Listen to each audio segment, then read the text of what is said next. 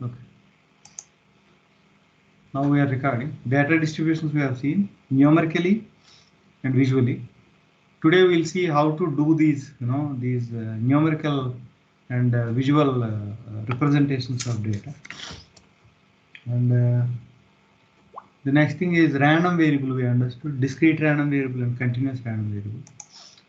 Discrete random variable where the values, right? The experiments outcomes are countable. Then you call the variable as a discrete random variable. The experiments outcomes are uncountable, right? The real number.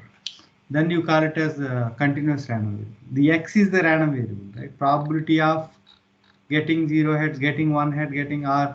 Probability of the stock price, falling between 1295 and 1296. Right? So binomial distribution, there is a formula.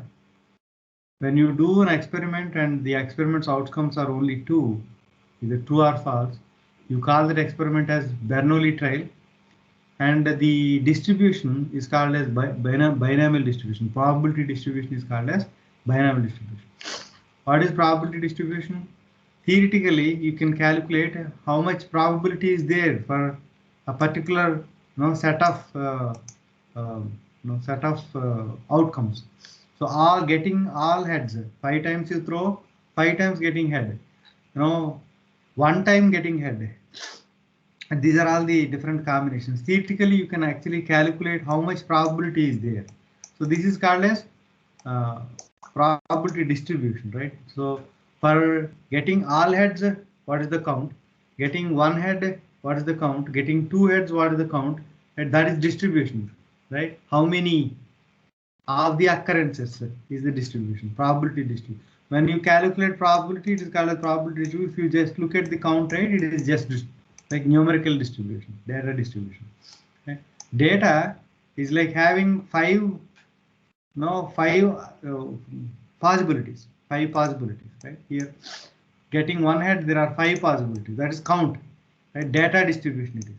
If you compare it with the total number of possibilities, right? It becomes probability distribution. Right? Simple. It is very simple. The count and probability are same, but when if you want to understand on a scale of 0 to 1, then probability comes in. If you look at just the numbers, right, you will not be able to compare one scenario with another, right? If you are trying to compare with throwing dice and tossing a coin, throwing dice will have many possibilities, because if you throw three dice, each will have 6, right? 6 into 6 into 6. Right, 6 cube number of occurrences. If you throw a coin, only 2 occurrences are there. If you throw 3 coins, right, you will have 2 into 2 into 2, right? 4 into 8 total possibilities. So the counts here are going to be less. The count there are going to be more. Are you getting the point? The counts on the 3 coin throw experiment and 3 die throw experiment are going to be different. If you look at only counts, you cannot compare. You cannot actually measure which one has got more probability, right?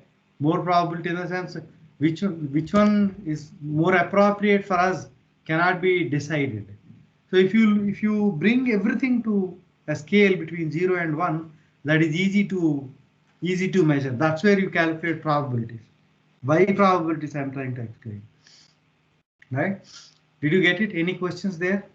Did you get what I was actually talking about? Any questions? Yes, no. Are we good? Yes, ma'am. Yes, sir. Yeah. So that's where we are calculating. This is very important point. Whatever I am talking right now is very important point. We are trying to bring everything down to 0 and 1. Even in machine learning, we'll come to places where we'll try to do this. Okay. So we did probabilities and tried to look at distribution. Either you look at counts or probabilities, it doesn't matter. The shape of the diagram will not change. But when you are comparing multiple different scenarios, then probabilities are going to be more appropriate, because everything falls between 0 and 1.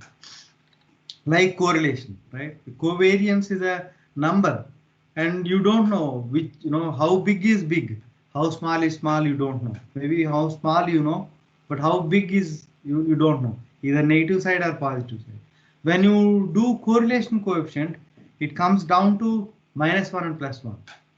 Okay, I think you remember correlation coefficient. Did I explain correlation coefficient?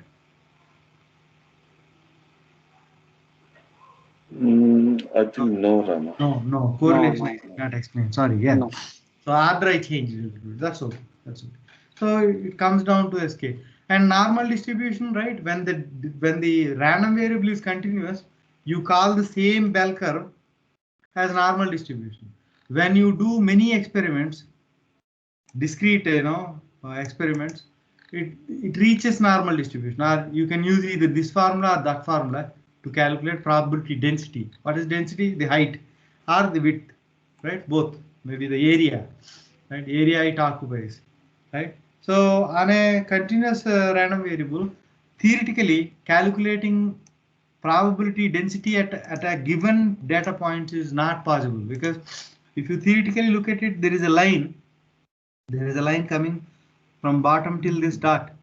If you try to look at the probability at that place on the y-axis, if it is 0.7, right, that's going to be a line. Line has got no area, zero area. Theoretically, it is zero, but in real time, right, we'll calculate. We'll calculate for each data point, we'll calculate probability also. But generally, in a continuous random variable, right, if you have to predict something, it is always in a range, right? What is the probability of falling, rain from this number of centimeters to this number of centimeters? So we looked at 3 sigma rule, right? We understood also, right? From within one standard deviation, there is going to be 68% of the data. Within 2 standard deviations, there is 95% of the data. Within 3 standard deviations, it's going to be 99.7% of the data. So let us look at that total thing, right? I have taken this student 1, I am distributing chocolates to student 1, student 2, and student 3. I distributed 2 chocolates to first student, 2 biscuits to second student, right? So first student itself. Second student I distributed 2 ice creams, right? Second student itself I distributed 1 biscuit, and second student itself I distributed 2 chocolates. So this data set I created here. I created a data frame, right? If you look at this is the data, and then I took the student number and count only because I wanted to numerically see which student got how many items, right? So I took a sub data frame of the original data frame. I took only 2 columns. To take 2 columns only, I need to pass those 2 columns in a list. We have seen this. If you want to access only 1 column, you can pass the column name itself into the brackets. But if you are trying to access multiple columns, you should pass those multiple columns in a list. Okay, so that is the subset. And now I am actually using group by. I showed you group by, right? So when I say group by, you will get that just that whatever. So here you can actually do sum. If you do group by student number, the data set is going to be, the data frame is going to be grouped by the student number 1, student number 2, student number 3. When you say sum, right, all the counts are going to be summed up, right? So this is the ultimate outcome. What is the outcome here? That's the data frame, right? If you want to look at this data frame, I would have shown it here. See this here? So student sum, let me show this here. So, first student got 4 items, second student got 5 items, third student got 4 items. Got it? How did I do this? Did you get it? I did group by and then applied an aggregate function. Even in SQL, right? In MySQL and Oracle, when you have to apply aggregate functions, these are called as aggregate functions. You need to do group by, right? Group by some student or some customer or whatever, and then you do the sum or average or these kinds of aggregate functions you apply. Got it? Any questions here? Any questions? I'm trying to show whatever we have done in this slide programmatically. How did I do it? I'm actually trying to show that. This is how the course is going to be. I'll show you some theory, then practical theory, practical like that. Good, right? I can move on, right? Now visualizing it. So on a data frame, we have got plot method. Right? I have shown you in the API documentation. On a data frame, we have got plot method. In the plot method, there is a variable, there is a parameter called as kind. Which kind it is? It's a bar chart. Why are we saying it's a bar chart? When you look at this data, right? I am actually trying to visualize this data, right? And I said it's a bar chart, not histogram. If it is a histogram, I would have said hist. If it's a scatter plot, right? I would have said scatter. Scatter plot means dots will come on the graph. You will get dots. And now histogram also looks like this. And the line graph is just plot only. There is no kind there. Okay. So why did I set bar here? Do you remember? I already explained this, I think. Why did I say bar?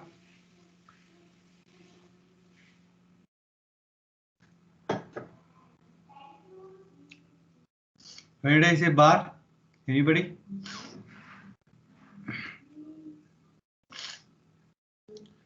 So here, if you see, these are called as categories.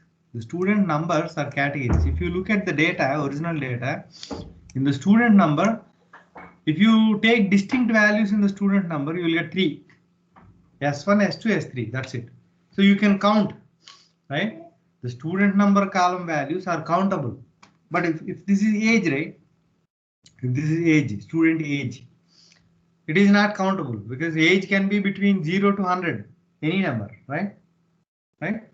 If it is age, we would have chosen histogram here. When I say histogram on x-axis, you will get ranges from 0 to 10, 10 to 20, 20 to 30, 30 to 40, like that. Ranges will come. Okay, and the bars will be, joined to each other, next to each other. They'll be connected with each other. Did you get the difference between bar chart and histogram? Yes. So on x-axis, if you have categories, you choose bar chart. On x-axis, if you have continuous values, you choose histogram. You need to remember this. By looking at the data, which plot I should be drawing, we should understand. Okay. So here, on a data frame, right? Student sum is a data frame here. This type of this student sum is data frame. On a data frame, we have got plot method, and then kind is bar, and rotation 45. What is rotation? We are trying to rotate these X labels. We call this a ticker, X ticker. This is X label. This is X ticker. These numbers are Y ticker. Okay, X ticks, Y ticks. Okay, so the font size also I decided. So this is label, X label is student number, Y label is count. And then I have given color also for the X label and Y label. And for the graph bars also I gave a color. We put M here, magenta, right? If I say Y yellow, right? I gave some color. So these color variables are there, the values are there in the API.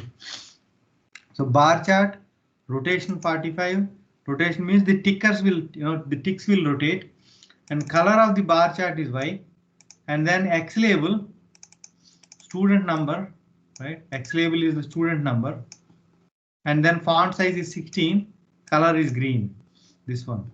Y label, right? X ticks is font 14, X ticks and Y ticks, font 14 I gave. This is how you do visualization. Okay. So you need to experiment with this. Any questions? Can I move on?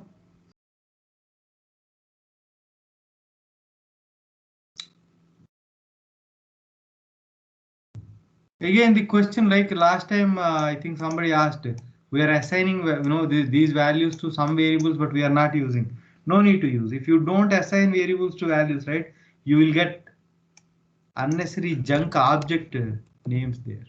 Let me show you that.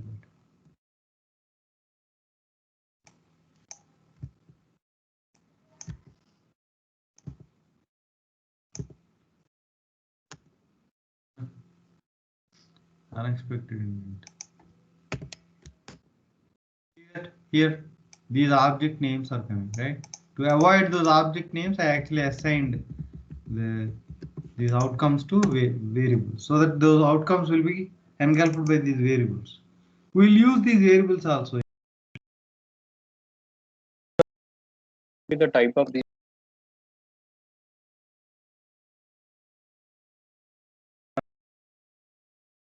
Them. We'll use it in using these, what you call it as subplots and all that. I'll show you. The type is matplotlib object, axis subplot. So subplot, when we are doing subplots and all that, right, we'll use it. I'll show you. Maybe once we get used to these, right, I'll show the next level. Okay. So distribution and numbers.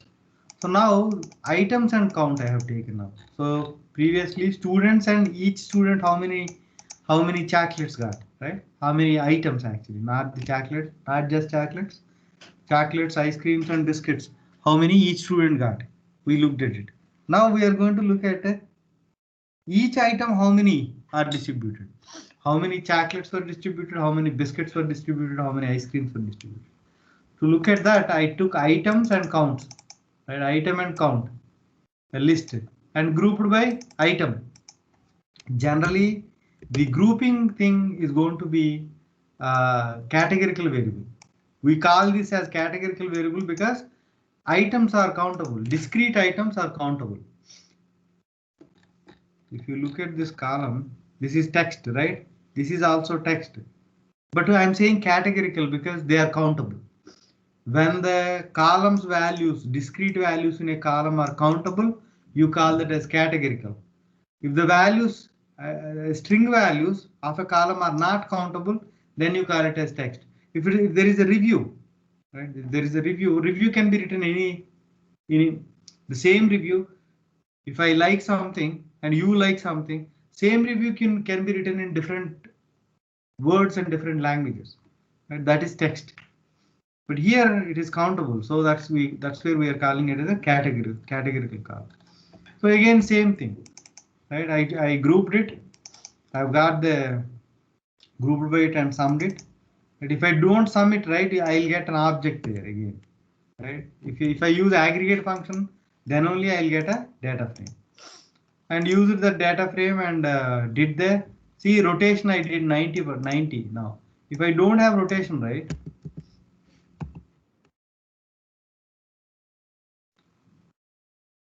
If I don't have rotation, right, it will come like that, overlapping with each other.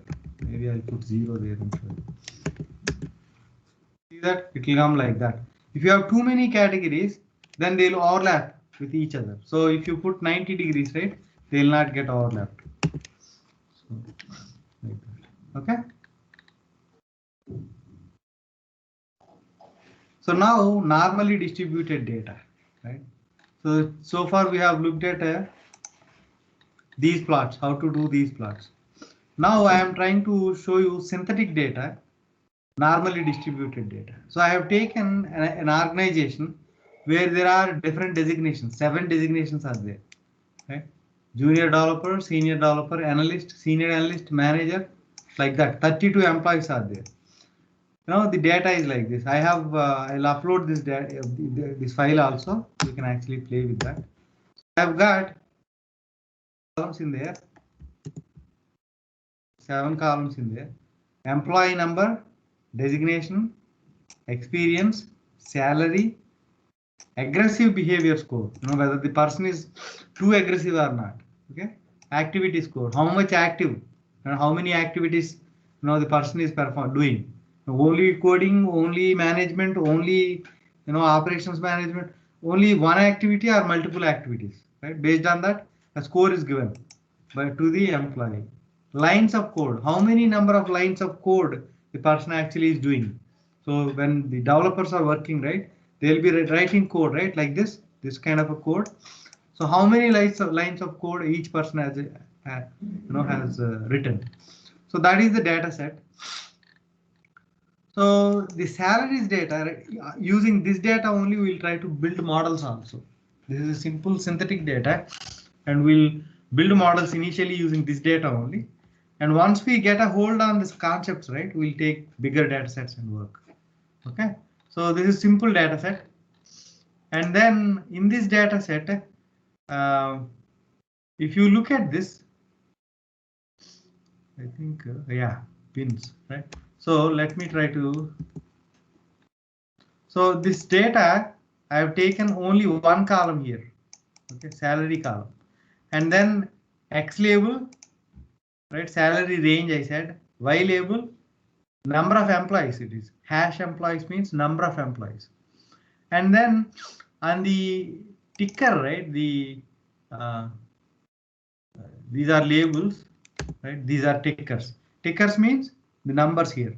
So I actually chose the tickers like this, 0, like, so this is a continuous data. Salary is actually continuous data. Here I took integer values, but in real time it is continuous data.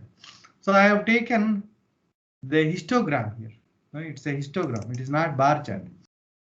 On a series object, right, on a data frame, you have plot method. Inside plot method, you need to specify what kind of plot it is. But on a histogram, right, you have directly hist bar like that. Okay, so hist method will do histogram. And here I said 7 bins. If I don't say 7 bins, what happens? Let me run this and show you. If I do this right, it is showing clear, very neat. If I take this out and then take this out.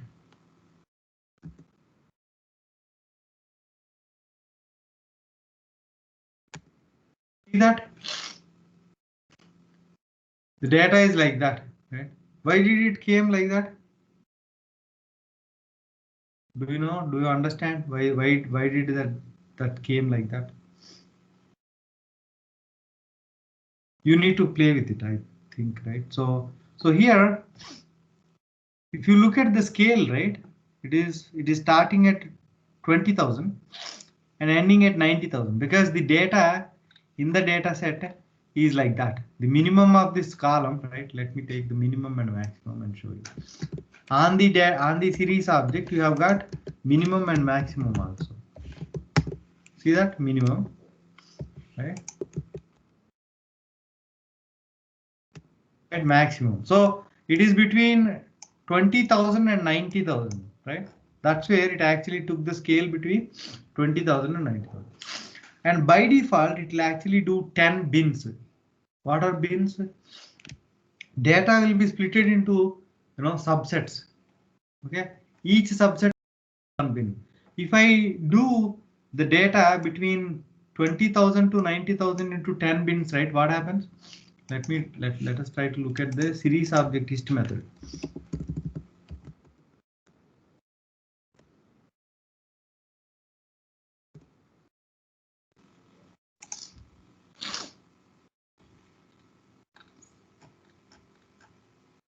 See this bins default is 10. I am actually looking at API because every time the API gets changed, right? Maybe every 3 months, 4 months, these guys will add new things into the API. I don't know whether they changed it or not. So I just kind of trying to make sure whether it changed or not. When I take the data between 20,000 and 90,000, make it into 10 bins, how much each bin width is going to be? 20,000 to 90,000. I made 10 bins. How much each subset's width is going to be? Each subset is going to be 10 parts. 10,000. Not 10,000. 20,000 to 90,000 is the range, right? 7,000. 90,000 minus 20,000 is 70,000 and 70,000 divided by 10, right? It's going 10, to yeah. be 7,000. So it made 7,000 bins here. 20 to 27, 27 to 34, right? 34 to that bins are not appearing here. It is actually showing you the 20,000, 30,000. That only that those numbers, those right? Whatever the range it is actually showing, but the bins are actually 7,000 width bins there, right? When you take 7,000 width bins, it is actually showing you the count, right? How many values are falling between 20,000 and 27,000. Let us look at it. How to look at that? How to look at that?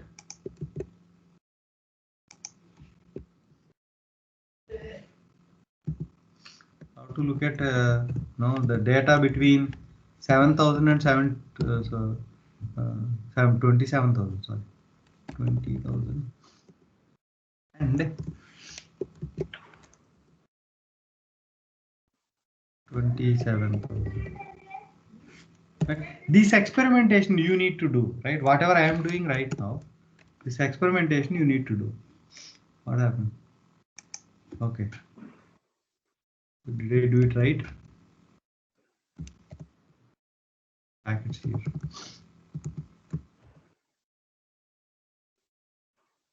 Ampersand, 1 ampersand, and end symbol will work out there, right? If you put and here, in Python you have and also. It will not work. Inside these brackets, and or will not work. Or and not, and or not will not work. You need to use ampersand or pipe to or and the tilde to not. Okay, I already explained that. Reiterating the same concept again and again. It may feel boring, but if you don't practice, right, after 2 months you will feel lost, get lost. You are like lost in some jungle. You need to practice all these things. See this? Only 2 numbers are there. See this? I'm getting the bar height with 2. Did you get it? 20,000 to 27,000. Why 27,000? Why 27,000? 70,000 by 10 is 7,000, right? Yeah. The range is So 7,000. it took 10 bins. Each bin is the width of that bar. Width of the bar is 7,000. So 20 to 27,000. There are 2 values. Two people are 2 salaries. So we have got height 2. If I look at 27 to 34, maybe I should do not equal to also. So that's fine. See, only one person, right? That's where we have got a height of 1, right?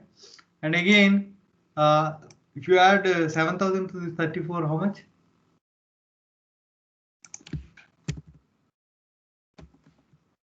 43, right? 41.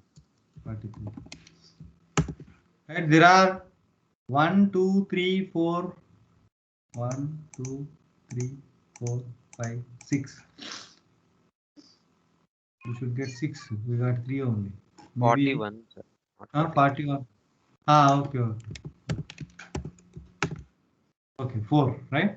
So, why 4? We should get 3. I got 4. I don't know why.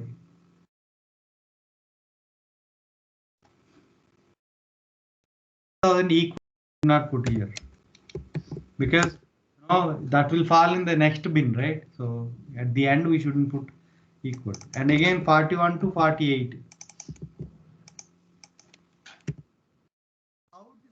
How this graph is getting generated. That's what I'm actually trying to show you. There are 5. 1, 2, 3, 4, 5, 6 I got again. I don't know. Maybe equal to, greater than or equal to is the problem. I don't know. Let me try to do 20,000. Somewhere we should have equal, this side or that side, right?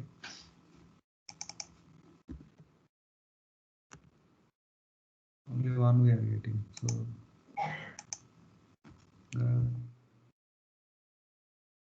I think this side we should have equal and that side. So we are getting 5 here. I don't know why, right? 40. 1,000 to 41,000 to 48,000, right? Yeah, 48,000. I'm waiting 6 here, but here it's showing 5 only.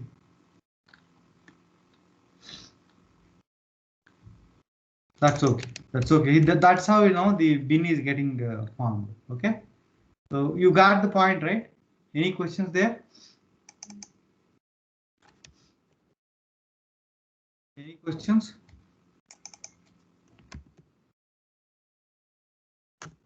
That that 5 thing we need to see. Right? So it is forming bins like that by default. So we know, right, in the data, we know that data is normally distributed, or we know the bins, right? We know the bins. We know the bins are from, 10,000 bins are there. Because if you take 10,000 bins, the data looks normal. Okay. Wait. 10,000 bins, data looks normal. So I made bins is equal to 7. In real time, right? You don't know the bins.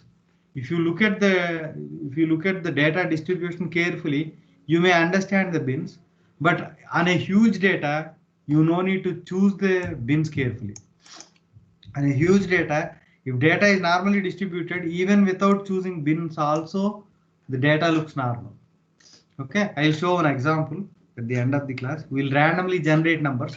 If we generate numbers, only 10 numbers, right? It's not going to be normal. 2,000 numbers, it is going to be normal. So we'll generate normally distributed data also. We have methods in SciPy, SCYPY, SciPy. Okay, so the bins I chose 7 because from 20,000 to 90,000, there are 10,000. So 7 10,000s.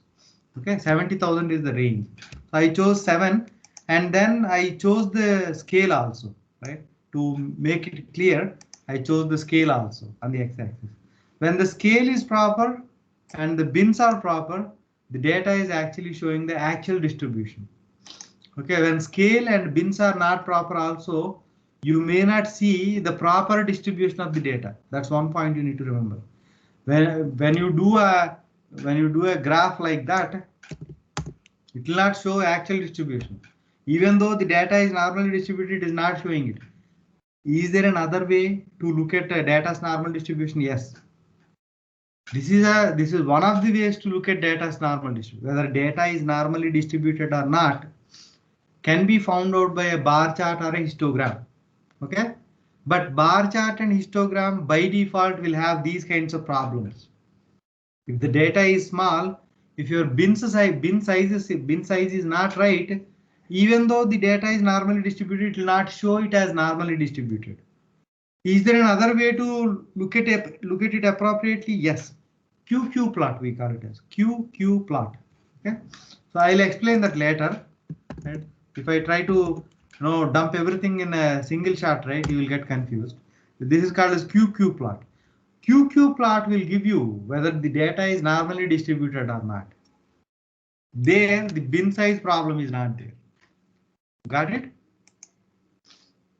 Got it? The point here, when you are trying to understand data distributions using bar chart or histogram, bins should be chosen properly. If you don't choose bins properly, even though the data is normally distributed, it will not show it properly. The diagram will not represent the data's distribution properly, especially when data is small.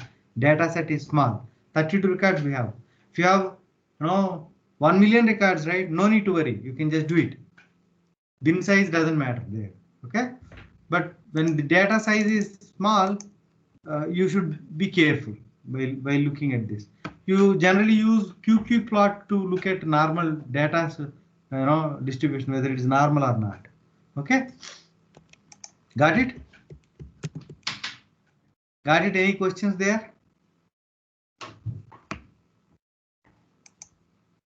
Any questions?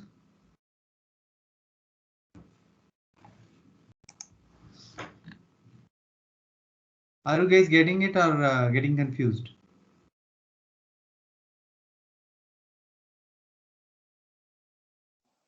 Fine. So, the mean we can calculate and standard deviation we can calculate, right? When data is normally distributed, that 3 sigma rule applies, right? So this is what I am actually trying to. 68% of the data means what? 68% of the employees. Total number of employees are 32. 68% of employees are 21. Okay. So within one standard deviation, are there 20 people or not? We are trying to check the 3 sigma rule of our normal distribution. Is that 3 sigma rule is really true or not? Okay. So I am calculating one standard deviation score, right? The value at one standard deviation score. The value, the salary at +1 standard deviation. Okay. +1 standard deviation means this number Z score is going to be 1. How did I know? I actually took the mean and summed the standard deviation. I've got one number. I took the mean and subtracted standard deviation, +1 and -1.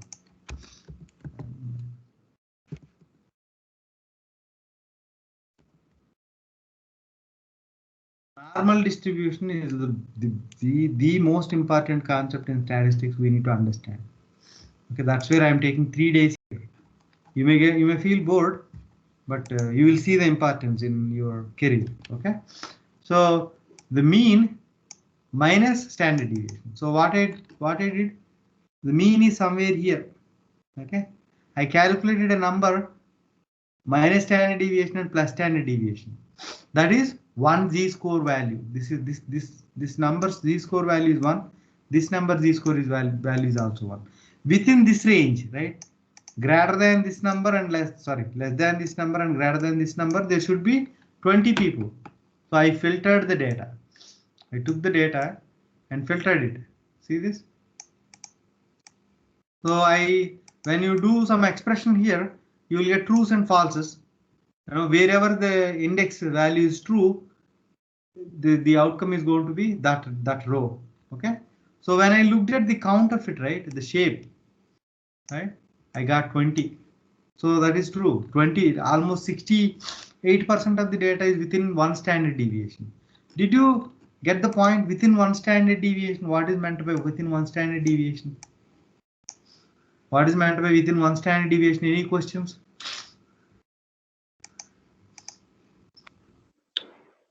No. Getting it right? Yeah. So nobody will explain this, this clearly, because it's a very simple concept, right? So within 95% of the data, right? 95% of the data is 95 of 32. Total data is 32 count. 30 people should actually fall within 2 standard deviations. What is 2 standard deviation?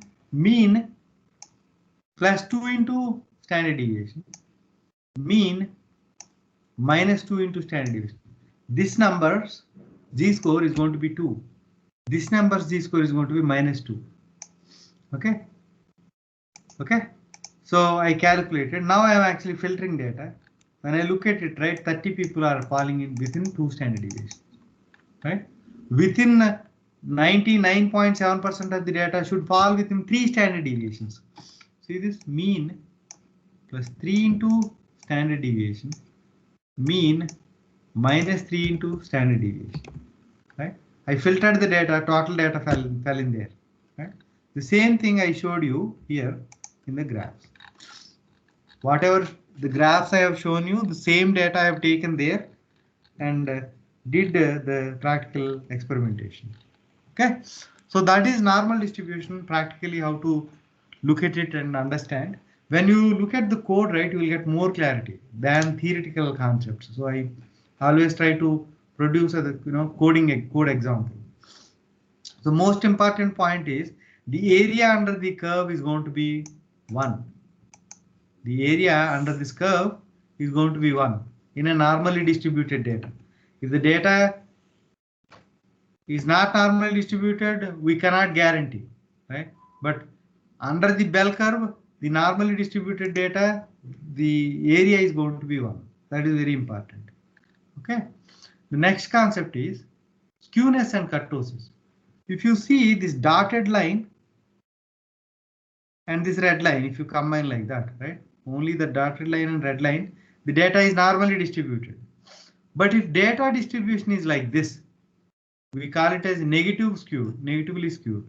If the data distribution is like this, we call it as positively skewed. Right side tail, this is called as right-tailed distribution, right-tailed. Now right side, the tail is spread, right? This is called as left-tailed distribution. The tail is spread to left side, right? So we call it as left-tailed distribution. So on our salaries data set, if it is left-tailed, how the salaries would have been? How the salaries would have been? Huh? There would have been more salaries, starting in the starting ranges. I think you're just No. Less salaries starting. Count, right? Yeah, you are almost there, right? You count, right? It is the height, the bar height, the bar height is the line, right? So here there are less people who are getting less salaries. As we reach here, right, there are more people getting salaries here. And again, the salaries got reduced here. The counts got reduced. The two high salaries got reduced. Right? That is left-tailed. Right-tailed, too many low salaried people are. This is like startup. This is like a big company. Infosys is like this, and Datajango's the salary distribution is going to be like this. Got it? So I think you guys got it, right? That's a good thing. Any questions on that? Anybody having questions or not understood? If you understand normal distribution and how the plot is being drawn, you'll understand this. Any questions? No, sir. Good, very good. So you got it. So if the data is like that, right, you call it as negative, and like this you call it as positively skewed. And we can do skewness also. We can actually check skewness also. In SciPy, NumPy is for linear algebra, SciPy is for statistics. There are many methods in SciPy. We'll actually cover inferential statistics from tomorrow, where you will get more concepts, and when you look at the SciPy API, right, you will be able to understand what is there. We may not use everything there, but we should understand. Okay, skewness can be calculated using SciPy stats model skew method. Okay, the direction of the skewness gives you the sign. If it is negative, the value outcome of the skew method is negative. That means negatively skewed. If the value of this method's outcome is positive, the data is right skewed. If it is 0, data is normally distributed. Okay, if it is 0, normally distributed. Okay, generally you will have a little bit of negative or positive skewness in data. You will not find perfect normal distribution data until and unless you generate something. Can you guys generate normally distributed data? I have just for fun, right? Can you guys generate normally distributed data? Right. So suppose that scores of students in quiz, normally distributed scores.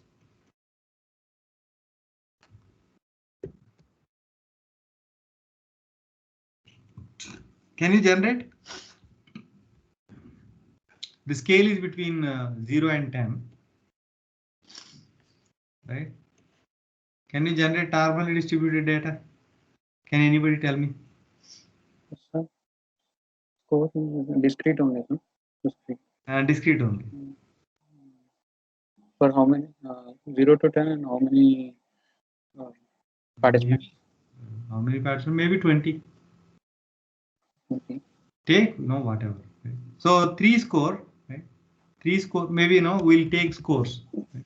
We'll take scores. That's better. 3 scores, 4 scores, 5 scores, 6, 7, 8, 9. These are the scores. That score code are the discrete score code. Okay, and then the count. Right, the count. Right? This is the count. To make it simple. And how many we should take on the 3?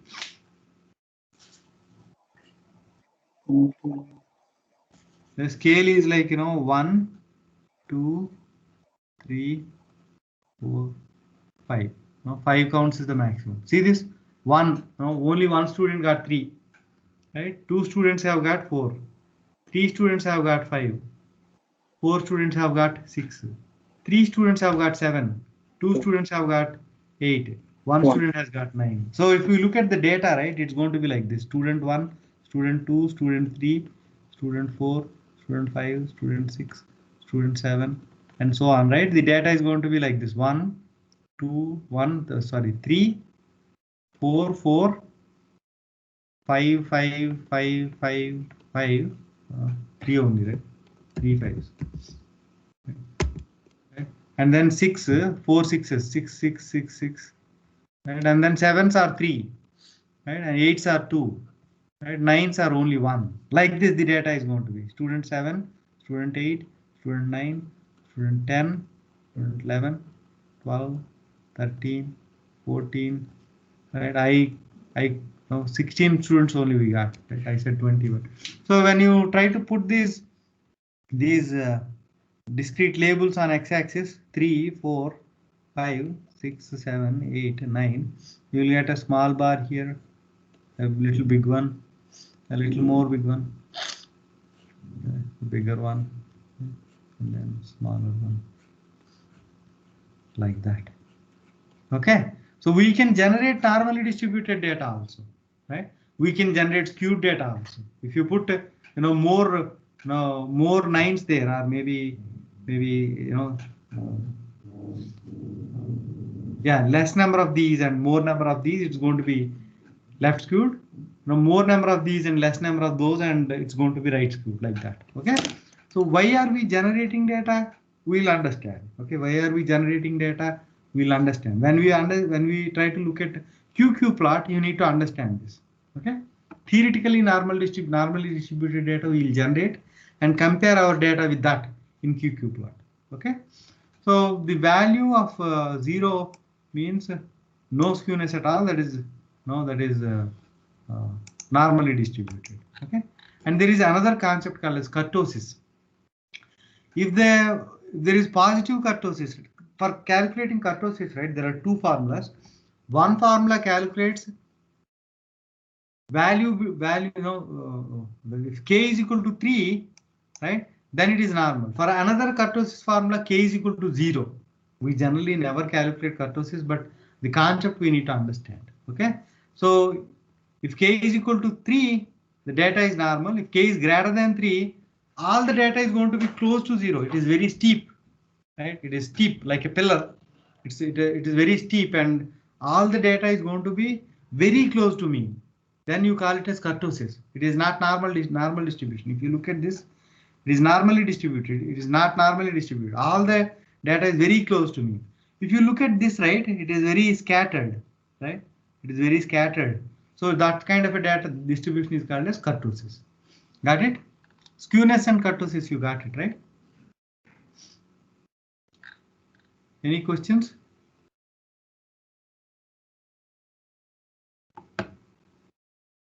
Good. Right. To calculate skewness, I have taken this SciPy stats model, stats package, and then skew is the method. Right. I pass the data. Right. I actually generated some data here to to actually get that skewness a little bit. So I have taken these 9s and 6s and all that, right, and then passed and calculated skewness. Right, and then did I change anything here? I a bit, I changed a bit, data a little bit and tried to generate. And kurtosis also, there is a method which actually gives you a value, that is close to 3 and less than 3 and greater than 3. There are 2 ways, I said, right? Fisher and one more, I think I forgot.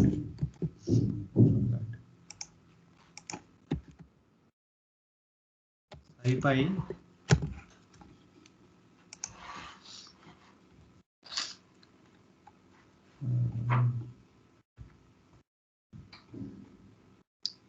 Yeah, see this Fisher's definition is used normally distributed equal to 0, right? Pearson's distribution is equal to 3. Pearson and Fisher, two ways of calculating kurtosis. So we said Fisher is equal to false. That means 3. If the value is close to 3, the data is normally distributed. This data is normally distributed, right? If the value is less than 3, it is negative kurtosis, and if it's greater than 3, positive kurtosis. Positive kurtosis means all the values are going to be close to 0, close to mean, right? Kind of zero variance data. Okay.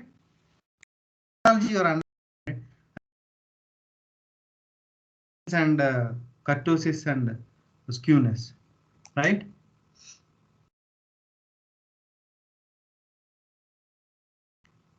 Good.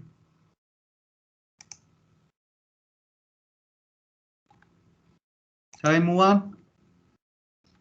Any questions on this thing?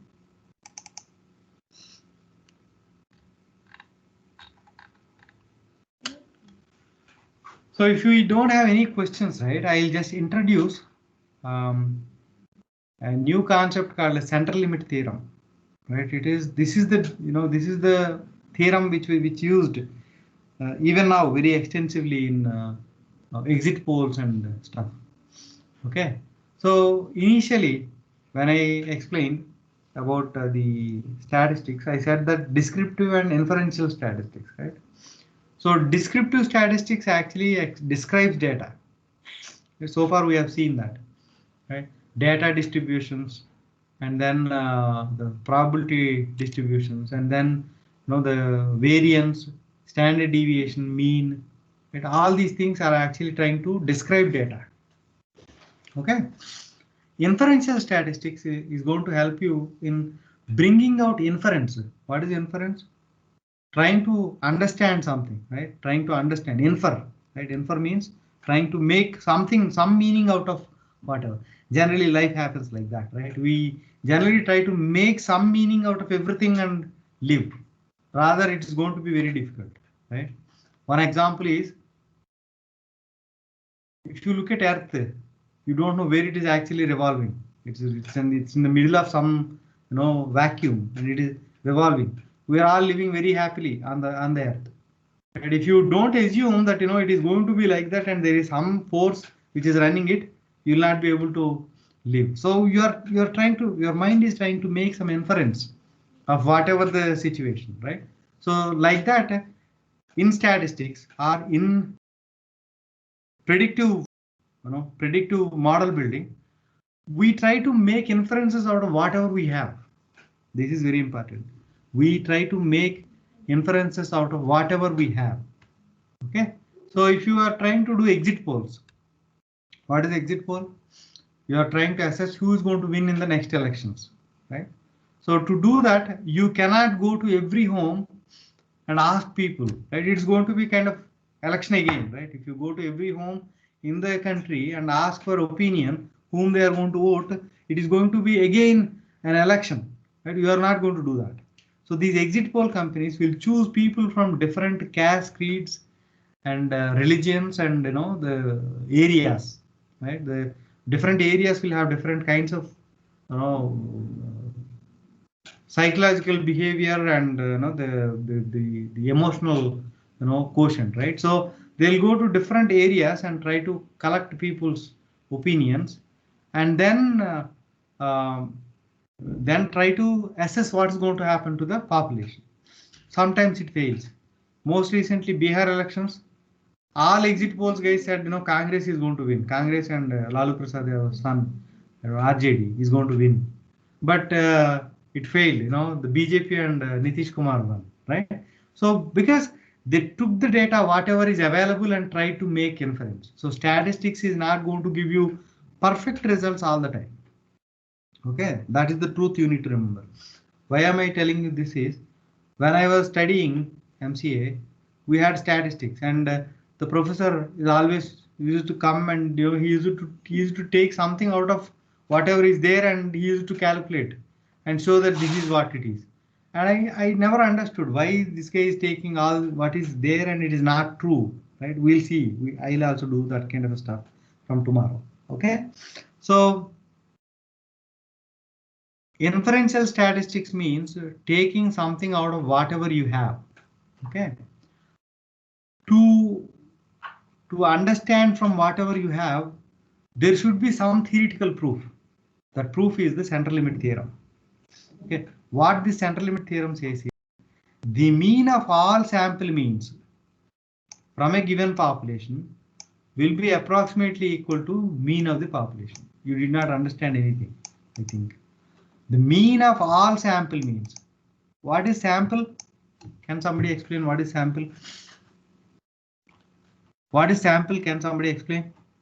I think subset of It can population. be said Yes. as subset of a Subset entire of the population. right? Yeah. So all mobile users is population. If you are trying to analyze mobile users, right, mobile phone users, then all mobile users are going to be population. You know, the Samsung mobile users are going to be a sample, or in your town, Samsung mobile users are going to be a sample, right? So sample means, right? Sample mean means a subset of data's mean, right? I said all sample means. Suppose that we have chosen n number of samples. In exit polls, what is happening? The team is going to different places and collecting samples, right? So there will be many samples. From my village, there will be one sample, your village, another sample, somebody else's village, another sample, somebody else's village, another sample, some other town, another sample, like that. There will be many samples. All samples means. For each sample, there is going to be mean, right? If you have 100 samples, each sample is going to have one mean, right? There is going to be 100 means. If you have 100 samples, there is going to be 100 means. So each sample may have, 55 items, right? Each sample 55 items and 100 samples, right?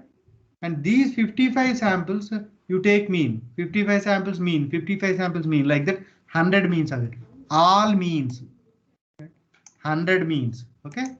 And you take mean of all those 100 means, you will get one number. Suppose that you chose 100 samples and then took means of each sample and took mean of all those means. That mean of all those means is going to be equal to the population mean. This is theoretically proven. Central limit theorem tells you that it's a thumb rule that when you take n number of samples, each samples mean you take and take mean of all those samples means that mean, that ultimate mean is going to be equal to the population's mean. Got it? Any questions? Any questions? I'll show you, tomorrow I'll clearly show you with an example, I'll take apples and all that and I'll actually show you clearly. Today I'm just inducing a theoretical thing today so that, your mind will be thinking. It is like learning cycle, right? In the childhood, we start learning. First day we'll fall many times. We'll fall many times. You sleep, wake up, you start, driving it. You'll get it. Maybe in 4 days you'll get it. Like that. I'm trying to apply that technique. I'll induce something today. You'll be thinking about it. Tomorrow I'll make it clear. Did you get this concept? Mean of all sample means is equal to the population's mean. Any questions there?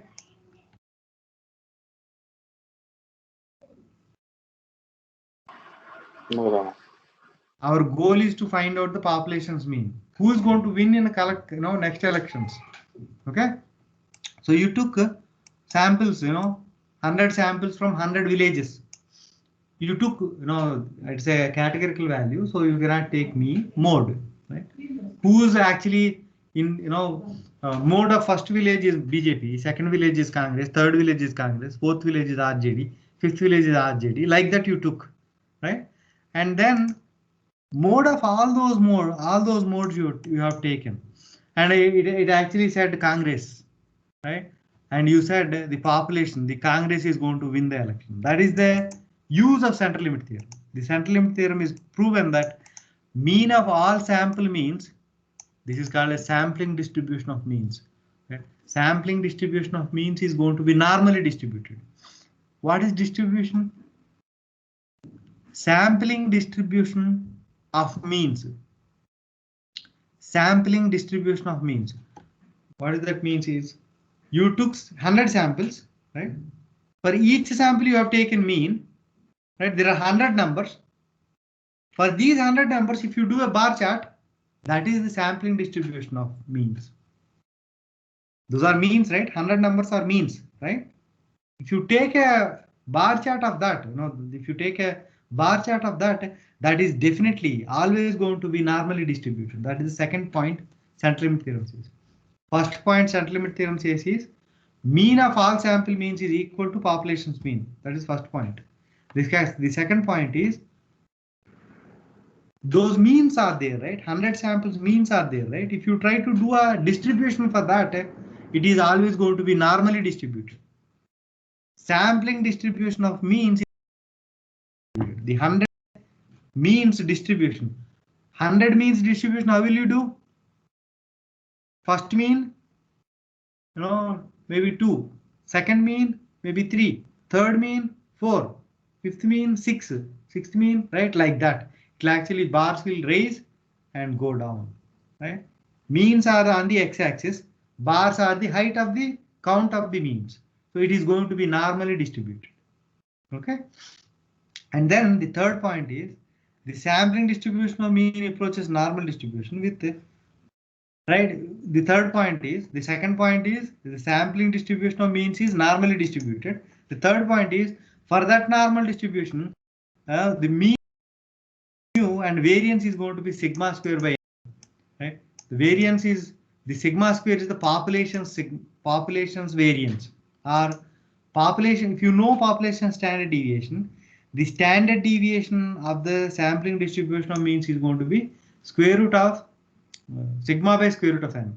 Sigma by square root of n. So this point I will make it more clear tomorrow. For today, right, I'll stop it here. Central limit theorem is the basis for inferential statistics, and we will see ANOVA, chi-square test, and correlation test also as part of inferential statistics. These are very important. Okay, I am covering the statistics as much as needed. I'm not going to touch beyond whatever is needed. Okay, whatever I thought you actually need to get good at. Rest, even if you don't know, that's good. That's okay. Okay. So that's it for today. Any questions?